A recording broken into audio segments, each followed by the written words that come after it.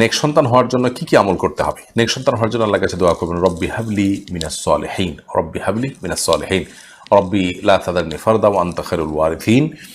এরপরে সূরা ফুরকান 74 নম্বর আয়াতে যে দোয়া আছে এটা পড়বেন, রব্বানা হাব লানা মিন আজওয়াজিনা ওয়া যুররিয়াতিনা কুররাতা আয়ুন ওয়াজআলনা লিল মুত্তাকিনা ইমামা। আরও নেক সন্তানের লাভের জন্য কিছু দোয়ার কথা কোরআন হাদিস থেকে বর্ণিত আছে, সেগুলো নিয়ে আমাদের একটা ভিডিও আছে, দেখে নেবেন মেহরবানি করে। আরফিন, আপনি লিখেছেন খাওয়ার সময় সালাম দেওয়া যাবে কিনা এ বিষয়ে বিস্তারিত জানতে চাই। খাওয়ার সময় সালাম দেওয়া যেতে পারে, কোনো অসুবিধা নেই, দেওয়া যেতে পারে, নেওয়াও যেতে পারে।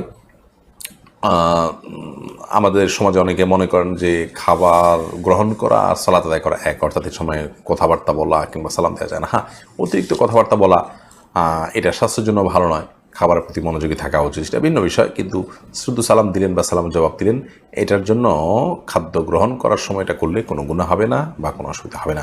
মারুফ আলাকে আপনি জানতে চেয়েছেন রোজা শেষে 6 রোজা কত বছর বয়স থেকে করতে হয়? যে কোনো বয়সে মানুষই কি রোজা রাখতে পারেন? যে কোনো